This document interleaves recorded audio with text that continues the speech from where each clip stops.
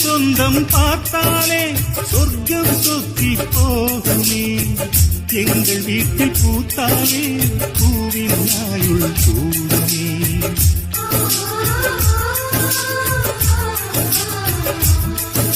சிலுவைகளை நீ சுமந்து மாலைகள் எமக்கு சூட்டினாய். சிறகடிக்கும் பறவைக்கெல்லாம் வானத்தை போல மாறினாய். விழியோடு நீ குடையாவதா விழிகள் நனைவதில்லை நெஞ்சில் பூமலை.